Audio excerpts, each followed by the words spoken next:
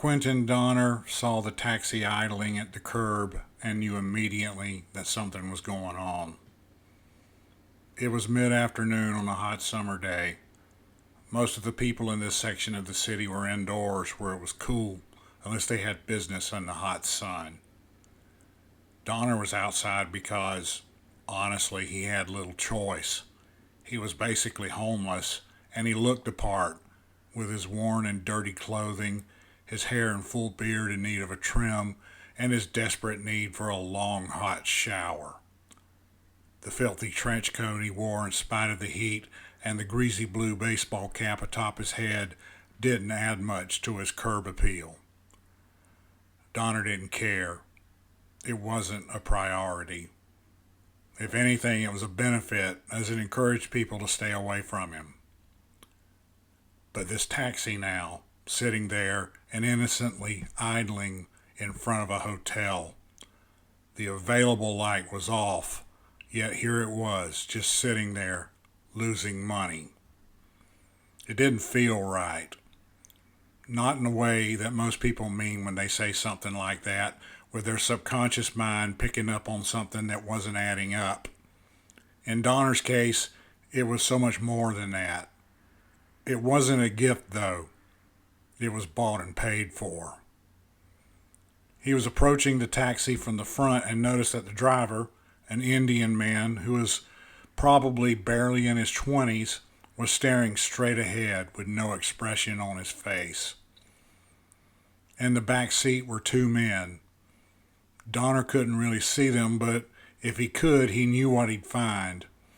Two men in moderately expensive-looking suits, carefully groomed and manicured, who looked like they'd be middle management at some financial firm. He didn't need anyone to tell him the two men in the back of the cab were demons in human form, and one of them had taken control of the driver. He could sense them, and he had enough experience to have an idea what was going on. For their part, the demons could probably sense him too, though they were focused on something else and wouldn't consider him a threat to whatever they were trying to do. Donner paused, looking around, trying to see who could be the focus of the demon's attention. About half a block away, standing at the corner waiting for the light to change, was a man in an expensive suit wearing a fedora and talking on his phone. "No," the man was saying to his caller. "No way we're selling to that prick. I don't care how much he offers. No deal." Donner could just tell this was who the demons were interested in. Considering the setup with the driver in thrall, so he would be forced to do whatever they wanted, the car's engine running, he didn't think they were waiting to talk to the man. No, they were here to murder him. Or, rather, cause him to have a fatal accident for which the poor, innocent driver would have to take the fall. If the two creatures in the back seat of the cab sensed him, they would, at worst, expect him to move along, ignoring them. At best, they would expect him to help. The two demons in the back of the cab were named Serge and Melkor. Serge was controlling the driver, though it really didn't matter which one was which. In every way that was important, they were interchangeable. As Donner had surmised, they did indeed look like middle managers at a financial firm, with suits that nearly matched and no jewelry other than a tie pin fashioned in the shape of a skull they both wore. Melkor nodded towards the fedora-wearing man up the street. "Is that him?" he asked. Serge looked at him for a moment. "Looks like him," he said. "Are you sure?" Melkor asked. "Reasonably sure," Serge said. Melkor went on. "Because if it's not him and we dust him, the boss will be really pissed." "I know," Serge said. "I mean, the boss will be really mad. Dusting a civilian is something that really sets—" "I know," Serge said again, getting irritated. The light changed, and the man with the fedora started crossing the street, along with a few others. Serge spoke again. "Here we go. He focused his attention on the back of the driver's head.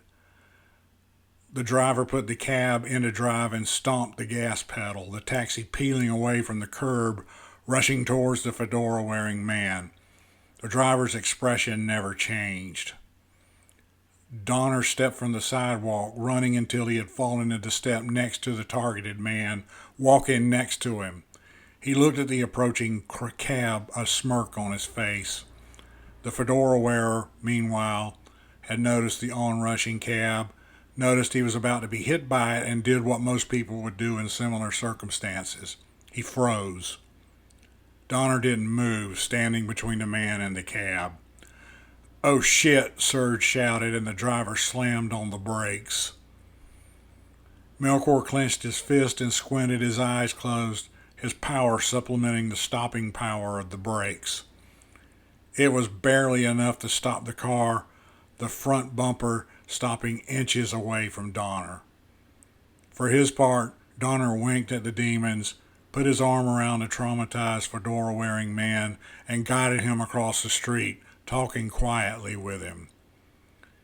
Serge and Melchior watched Donner escort the man to the opposite street corner. "Was that Donner?" Serge asked. "Do you know any other mortal stupid enough to do something like that?" Melchior asked. "I'm going to kill that prick," Serge said. "You know what would happen to you if you did. It's not worth it." Serge growled. "You're right, but I'm talking to the boss about this." Melchior nodded. "Right. Better get this over with." The two disappeared from the back seat, and the driver, now released from the demon's control, sagged forward. He shook his head violently, turning to look in the now empty back seat, confused. Horns from the cars behind him were blaring, and he turned his attention back to driving the cab.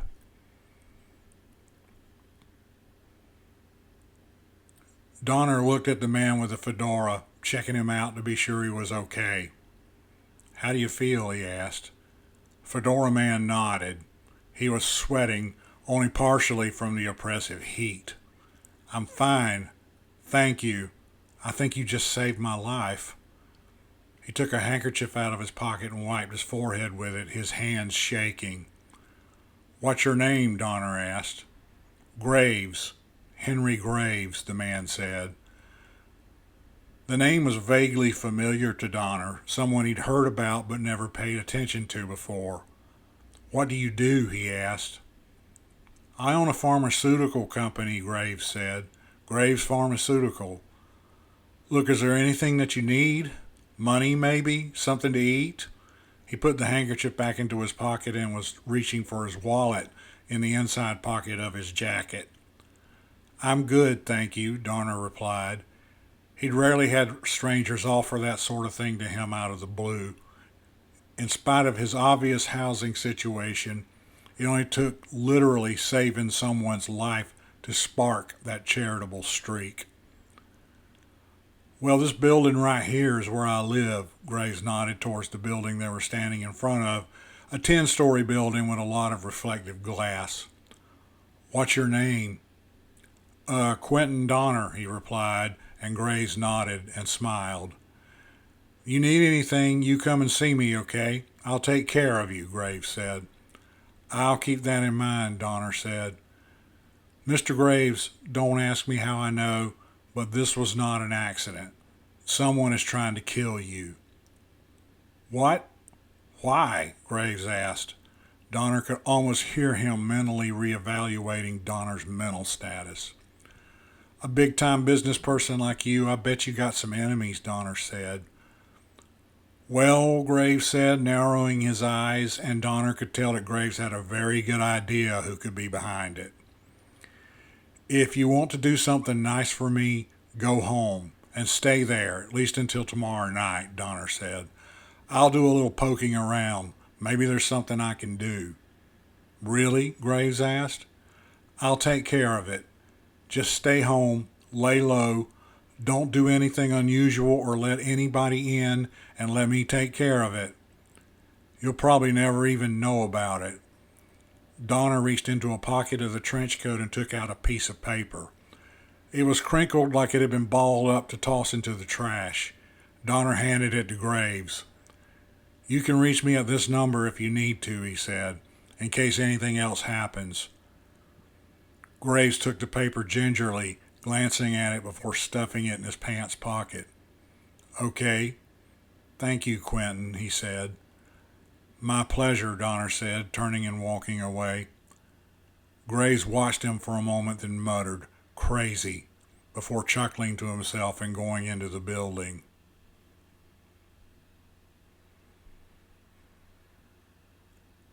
The office of the CEO of Carlton Pharma was large, with expensive furniture and totally tasteless but pricey art on the walls. The desk was big, heavy, with a high-end executive's chair behind it. There were all sorts of sports and popular culture paraphernalia on the bookshelves, such as autographed baseballs and baseball cards, gold records for hit recordings, even some Super Bowl rings, and a Medal of Honor. None of the baseballs were autographed to the man who occupied the office. His name did not appear on any of the records, and he'd never played in the NFL. The Medal of Honor was also not his. His name was David Meade, and the only object in the office that contained any actual printed words was a framed cover of CEO magazine where he appeared on the cover. The article was titled, "Carlton Pharma CEO David Meade, a Rising Star." The magazine cover, in a heavy, expensive frame, hung on the wall behind the desk. The magazine was over a year old, but Meade still dressed in a suit similar to the one in the picture. Dark, expensive, with white or cream-colored shirt and a conservative striped tie. He only allowed ostentation in his jewelry, but in this he threw caution to the winds and wore big, gaudy rings and a heavy, expensive watch. At the moment, Meade was sitting in his comfortable chair, looking over at Surgeon Melkor, who was standing at attention in front of him. "Okay, so tell me how come I'm not hearing about Henry Graves' tragic accident," Meade said. It didn't go like we planned," Surge said. "Obviously. Why not?" "Donner stepped in, right next to him," Melkor said. "We would have hit him too if we hit Graves." "Donner? You knew the guy?" "Yeah," Surge said. "We've run into him before." "Pardon the pun," Melkor added. "So why didn't you run over him too? Since when did you get so squeamish about taking human life?" "Because he's got a contract with the boss," Melkor said. "Same as you," Surge added. "So?" Meade asked with rising impatience. "The boss would be really pissed with us if we took him out before his contract was up," Melkor said. "I mean really angry." "Yeah," Surge said. "We take somebody out before their contract is up, there will be serious repercussions." "Damn it," Meade said, stroking his chin. "Why did he interfere then? Can't he sense when he's around people like you?" "He can," Surge said, "just like you. Nobody knows why he does stuff like that. He has a history of interfering with this sort of thing," Melkor said. "I should be on the phone with Henry Gray's widow right now, promising her I'll buy her husband's company so she won't have to worry about running it," Meade said. "Comforting a grieving widow. But that won't happen now." "Donner's time is up tomorrow night," Melkor said. "He won't be around after that. We can try again then." "The window of opportunity will have closed by then, you idiot. Graves will have finished buying back all of his stock by then, and he'll start practically giving away pharmaceuticals. Free insulin, antibiotics, chemotherapy drugs. Damn socialist. And I would have lost my shot at cornering the market on all kinds of vital drugs. He's already got a board and senior management that's full of people who believe his namby-pamby, goody-two-shoes, helping people garbage, same as him. Not to mention a few pandering, weak-kneed politicians in his pocket. No way I'll be able to buy the company once that happens. This has to happen before tomorrow night. Well, as long as Donner's protecting him, there's nothing we can do about it, Melkor said. Meade sat in his chair, stroking his cheek with a manicured finger. Nothing you can do about it, he said. Yeah, Surge said. Is there something I can do about it? Meade asked. Melkor and Surge looked at each other. There's nothing in anybody's contract about that, Melkor said. Meade said. What was this Donner's first name again? Quentin, Surge said. If he tries to kill you, we wouldn't be able to protect you, Melkor said, because that's outside the terms of your contract. Does he have anybody like you guys around to help him? Meade asked. No, Surge said. You got the deluxe package, Melkor added. But I won't have to worry about any consequences from the boss, right? Right. But the boss may or may not be able to protect you from the secular or legal authorities. You may not want to take the chance, Surge said. Deluxe package, Meade muttered, picking up the phone, hitting a button. Hey, Barbara, call that private investigator back that's been driving us crazy to hire him. I got something for him. Tell him it's urgent. I need to talk to him tonight. He hung up the phone before Barbara could respond and leaned back in his chair, looking at the two demons. When all this is said and done, I get to rate you guys, right? He asked.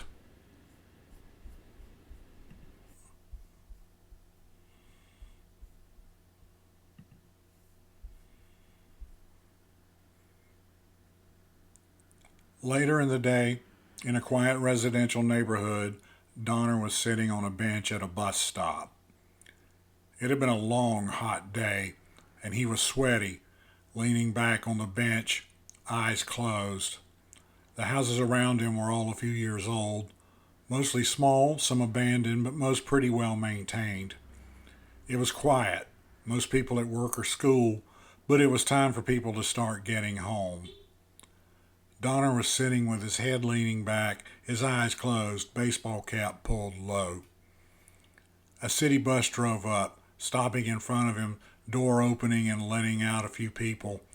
The bus drove away after Donner waved it on without lifting his head or even opening his eyes. Suddenly, Donner was not alone on the bench. Sitting on a backrest, feet on the bench next to him, was the boss. The boss was a woman, tall, young, slender, leggy, generously bosomed and wearing a tight skirt and low-cut blouse that showcased all of her assets. On her feet were a pair of Louboutins, bright red soles peeking out when she moved. However, the expression on her face was just weariness.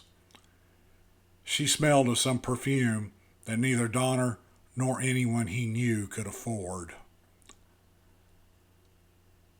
The reason I make my clients sensitive to the activity of my people is so you'll know to stay away, if not help, she said. Not so you can interfere. Donner didn't move. Damn, he said. I must have gotten confused about that. Is there some particular reason you've decided to be a pain in my ass? The boss asked. Have I done something to offend you? I get bored, Donner said, shifting slightly so he could tilt his head and look at her without sitting up straight. You know I remember every time you screwed up something I've got going on. It just adds to your upcoming torments. I'd never guessed, Donner said, shifting back to his previous position and closing his eyes again. Like this thing you screwed up today, the boss said. It could have been huge. The effects could last decades. I warned Graves, Donner said. He won't be leaving his apartment. Your people want to kick down his door and murder him, feel free, but that would get the police involved, and I'm pretty sure your client wouldn't want that. The boss chuckled slightly, sliding down until she was sitting next to him on the bench. I don't get you, Quint, she said. Most people who make deals with me are already on their way to me anyway. You weren't. I guess the terms you asked for should have tipped me off that you were an old-fashioned do-gooder. A for real one, that is. We all have our crosses to bear, Donner said. There's no sense in trying to reason with you, and I'll be seeing you tomorrow night anyway, the boss said. Another bus pulled up, then drove away after letting off a couple of riders. Donner was alone again. In his office, Meade sat behind his desk, nervously rocking back and forth. He had an open spreadsheet on his computer screen that he ignored, and the squeaking of his chair as he nervously squirmed was the only sound. Suddenly Melchior and Serge were there, once again standing in front of his desk, and Meade stood up, leaning forward, resting his palms on the desktop. "Well," he asked, "you've been gone long enough."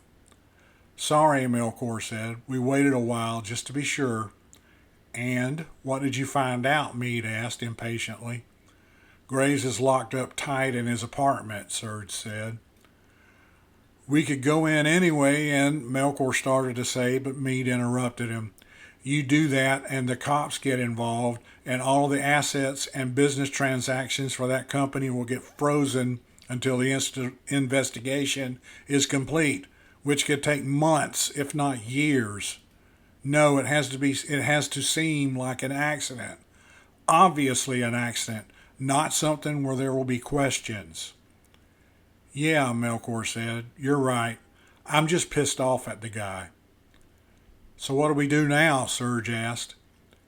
"Keep an eye on his place," Meade said. "If he comes out, make sure a piano falls on him or something." "We can do that," Serge said, "though Donner will probably be right there beside him if he does." The phone on Meade's desk chirped, and he answered it quickly before it even finished one chirp. "Yes?" he asked, then listened for a moment. "Okay, good. Email it to me." "No, you can't go home yet. I may still need you." "Well, do your nails or something." He slammed the phone down and grinned, settling into his chair. Meade turned to his computer and logging into his email account. "Don't worry about Donner. I'm about to fix that problem right now." Meade opened an email, clicking on an attachment. It opened into a PDF with Donner's picture, along with his name, date of birth, and all sorts of biographical information. Meade read it over for a moment. Then his face broke out into a big grin. "Gotcha," he whispered. He looked at the two demons. "Go back and keep an eye on Graves' place tonight, just in case he does come out. You get an opportunity, take it. If not, come back here tomorrow morning. I'll have an errand for you two." "Got it," both demons responded before disappearing. Meade went back to reading the email, a satisfied smirk on his face.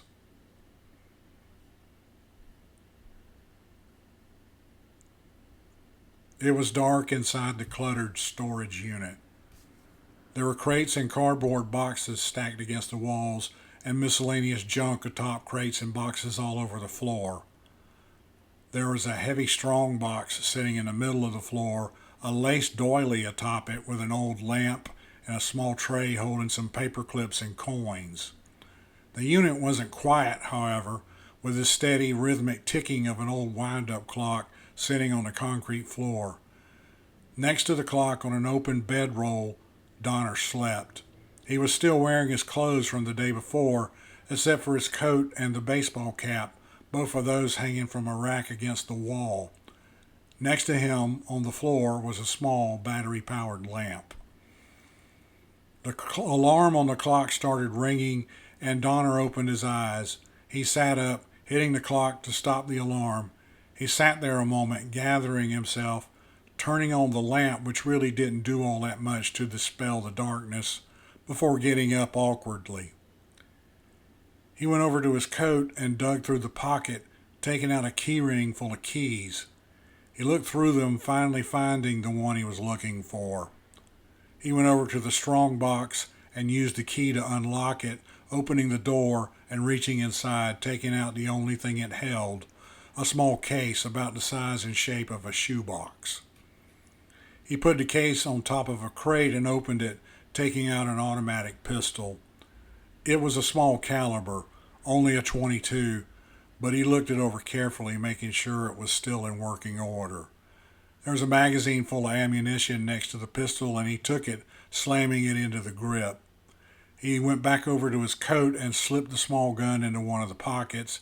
Then he took the jacket off the rack and slipped it on, along with the cap. He went over to the lamp and turned it off before opening the door and stepping outside, closing it behind him, leaving the room in darkness, the only sound, again, the steady ticking of the wind-up clock. The kitchen was cluttered but not messy. No food left out to rot or draw ants. No liquid spilled and left unmopped. No flour or cornstarch on the floor. Dirty dishes were firmly deposited in the dishwasher. Clean dishes were in their place. It was a kitchen that was sorted. There was a small dining table in the middle of the kitchen, and sitting in one of the chairs, a bowl of cereal and a cup of coffee in front of her, was a slim, dark-haired teenage girl. She was wearing a school uniform, green and white, and eating her cereal while her mother busied herself nuking a breakfast burrito in the microwave. The girl's name was Alice Harris, and her mother's was Doris, and this was a typical morning for them. "Homework done?" Doris asked as the microwave beeped. She opened it, gingerly taking out the scalding hot burrito and dropping it onto a plate. "Yep," Alice said. "Are you sure?" "Yes, I'm sure." The doorbell rang, and Alice leapt to her feet, brightening considerably. "I'll get it," she said. Doris smiled and got a coffee mug and a cereal bowl out of the cabinet. The living room is dark, quiet. The TV mounted on the wall, but off at the moment. Alice runs into the front door and opens it, grinning broadly. Standing on the top step was Donner, also smiling. "Good morning, Quint," Alice said. "Good morning, Alice," Donner said. Alice stepped aside and Donner came in, heading for the kitchen. "I'm going to get my stuff for school, Mom," Alice called before running up the stairs to her room. In the kitchen, Doris had put the cereal bowl and the mug, now full of black coffee, at another place on the table. Donner came in and sat down there, taking off his baseball cap and putting it in his lap. He picked up the coffee, took a sip, and sighed. "Good morning, Doris, and thanks," he said. "Good morning," Doris said, pouring herself a cup of coffee and holding the burrito wrapped in a paper towel, gingerly taking a bite from it. "Isn't it a little hot for a coat?" "I thought it felt a little chilly when I got up this morning," Donner said, taking another sip of coffee. "You could just stay here with us, you know. Alice would be thrilled." "I know. Let me think about it." "You always say that," Doris said, and Donner chuckled. "That's because I'm always thinking about it," he said. "Could you come by tonight, say around 7? "Sure. Why?" She took a deep breath and let it out slowly. "I've got a date with Ben. If you're here, maybe Alice will actually do her homework." "Sure, I can do that." "I really like him," Doris said. "I mean, I've only gone out with him a few times, but so far, as long as he's not another Rudy," Donner said, and Doris sighed. "He's not. Here, eat some cereal." "I'm sorry, just not hungry this morning," Donner said. "You need to eat something, and a shower wouldn't hurt either," Doris said, wrinkling her nose. "I wish I had time. Busy day ahead." "Busy day doing what?" Doris asked, as the ringtone on her phone in her purse started. She took the phone out, glancing at the number and looking confused before she answered it. "Hello?" Yeah, he's here. Hold on," she said. She handed the phone to Donner, who didn't appear to be the least surprised. "It's someone named Henry Graves," she said. "Yeah?" he said to the caller. "Okay. Yeah, I'll be there in an hour. I'll meet you in front of your building. Don't come out until you see me, okay? Stay right where you are until I get there. Good. See you shortly. Donner disconnected the phone and handed it back to her. You know, there are cheap burner phones available at pretty much every department store. Cheap data plans, too, so you won't have to give your friends my number for them to call you. I keep losing them, Donner said. Besides, it wasn't a friend. Then who was it? You told me, Henry Graves, Donner said. Who is he to you is what I meant, and why is that name familiar? He owns a pharmaceutical company, and this is business. Doris brightened at hearing that. About a job, maybe? Donner sighed. In a way, I guess, he said. Look, I gotta go. Doris' brightened mood dimmed a bit. Quint? What's wrong? Nothing, really, he said, getting up, taking a final swig from his coffee. Alice ran in carrying her backpack. I'm heading for the bus stop, she said. Have a good day, punk, Doris said. Hey, Quint, could you walk with me to the bus stop? Alice asked, and Donner grinned. Sure, he said. Let's go. So, did you talk to Jenny? Donner asked Alice as they walked to the school bus stop. They walked a few steps before Alice replied, No, not yet. What if she doesn't like girls, Quint? Not like that, anyway. What if she does? Donner asked. If you don't talk to her about it, you'll never know. Donner put his hand on her shoulder, stopping her, turning her so they were facing each other. You can't be afraid to take a chance, Donner said. If you decide not to talk to somebody, to tell them how you feel, it may be something you'll regret for the rest of your life. But what if she doesn't like me? Alice asked. What if she does? That's a possibility too. Talk to your mom, punk. She's been through a lot in her life. She knows a lot of stuff. She's the best person in the world to talk to about this stuff. I know, Alice said. Okay, good. But she's my mom, Alice added, and Donner chuckled. He pulled her to a tight hug that went on an uncomfortable length of time. Quint? Alice asked, her voice muffled a bit by his shoulder. Is everything okay? Quint let her go and looked at her as if trying to memorize every detail of her face. Everything will be fine, he said as the school bus drove up to the stop. You'd better hurry or you'll miss your bus. Okay, bye, she said, turning and running for the bus. Donner watched her until she got in line with the other kids waiting to board the bus, and then turned to go on his way. And he ran into Melchior and Serge, who had appeared right behind him. Donner glared at them. What do you want? He demanded. We got a call for you, Serge said. Melchior held up a phone, turning the screen so Donner could see it. A smirking David Meade was on screen, sitting behind his desk. Hello, Mr. Donner, Meade said. Who the hell are you? Donner asked. Meade is the name, and if you continue to protect Graves, I will be the worst nightmare of your girlfriend, Doris Harris, and that daughter of hers, Alice. Don't you dare, Donner said. Stay away from Graves. Let my associates here do what they need to do, or I'll destroy her. She's got nothing to do with this, Donner said. I don't care. I may not be able to touch you, but I can ruin her. Understand? You'll be burning in hell and knowing that I'm here, making sure that her life isn't worth living. I can do that. You bastard, Donner growled, and Meade smirked even more. All you got to do to keep that from happening is stay away from Graves. That's all. Do that and I won't touch her. Ever. I don't trust you, Donner said. I guess that's my answer then, Meade said. Okay. See you in hell, Donner. Melchior disconnected the call and slipped the phone into his inside coat pocket. See you around, Melchior said. I'm sure, Donner said, as he walked between them, continuing on his way. The two demons disappeared. Donner stood in front of Gray's building, sticking out like a sore thumb with his worn, stained trench coat and greasy baseball cap. He guessed he had a matter of minutes before one of Graves' neighbors called the cops on him.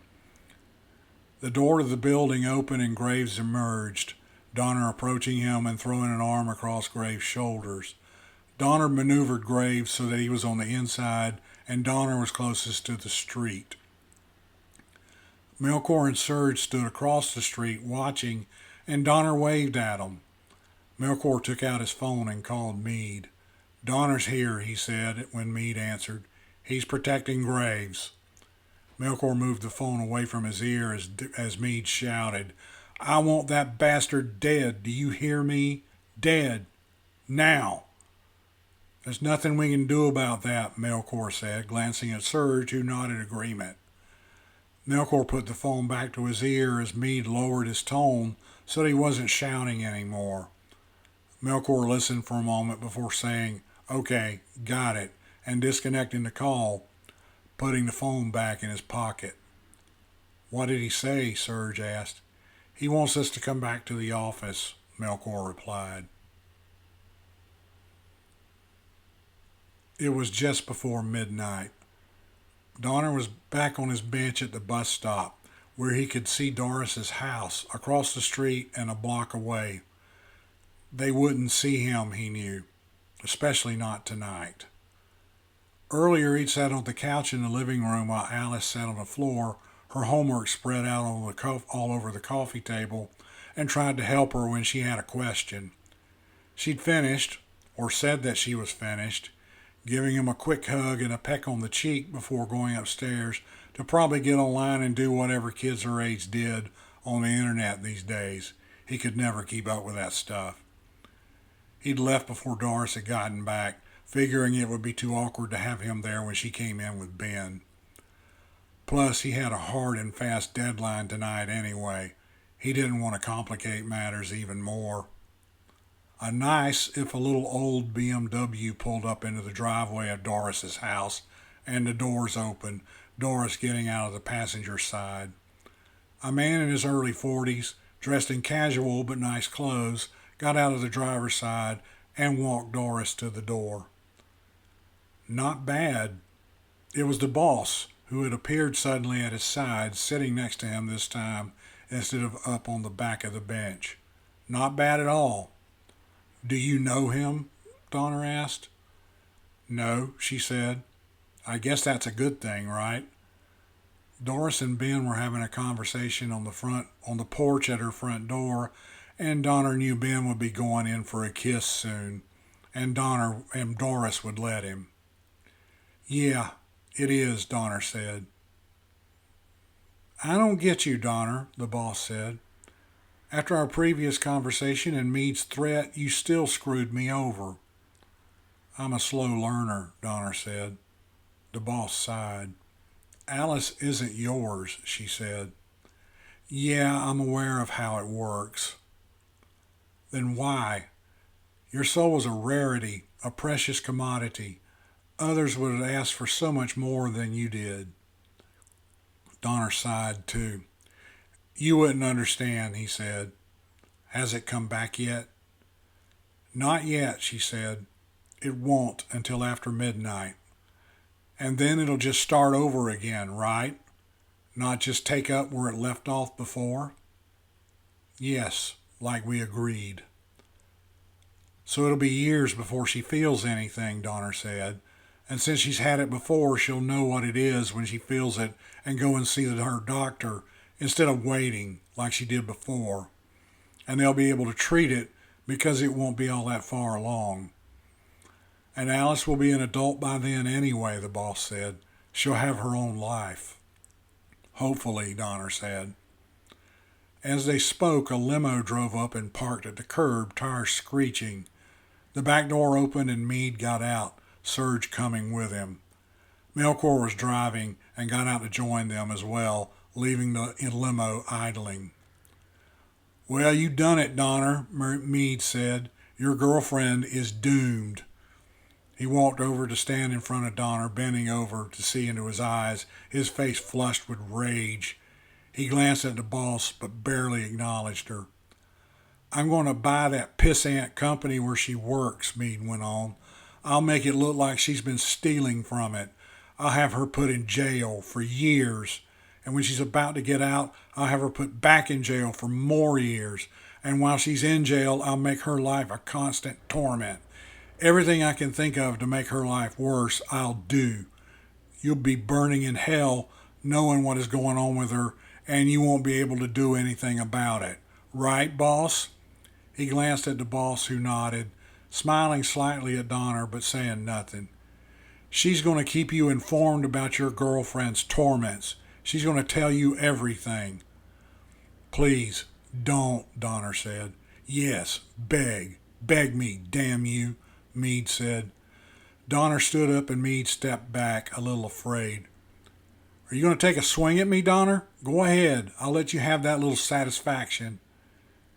You know something, Meade? If you had been a little less predictable, I would have been out of luck. But you did exactly what I knew you would. Donner took the pistol out of his pocket and cocked it. What? Meade asked. You're going to shoot me? How quaint.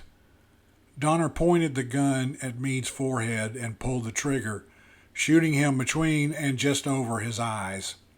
It made a faint popping noise, barely sounding like a gun at all.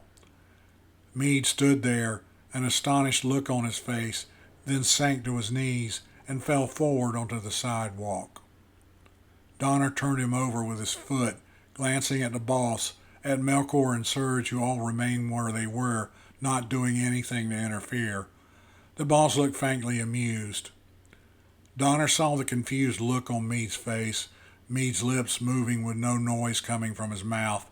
Then Donner saw comprehension dawn as Meade realized what had happened. That was when Donner shot him 4 more times, twice more in the head, twice in the chest. Meade uttered some gasping sounds before exhaling his last breath, dead. The boss stood up. Wow, she said. I have to say, I did not see that one coming. She nudged Meade's body with the toe of one of her Laboutins. A shame. This boy had so much promise, too. And he doesn't get a personal escort this way. She turned to face Donner. You know this only adds to your torments, right? I'm aware of that, Donner said. I kind of thought you didn't that you didn't care. You're right, Donner said. The boss looked at Melchior and Serge, then looked at Donner. It's time, she said. I'm ready, Donner said. Not that it matters. A few feet up the sidewalk, a portal appeared, a shimmering doorway of pale blue light, and the boss walked toward it, Donner next to her, Melchior and Serge following. They stepped through the portal, and it closed, shrinking to one small point of light that, fading away like an old TV set, gone like it was never there, leaving the street to the night, to the still idling limo, and to the rapidly cooling body of David Meade. On the porch at Doris's house, Doris and Ben kissed, oblivious to everything else.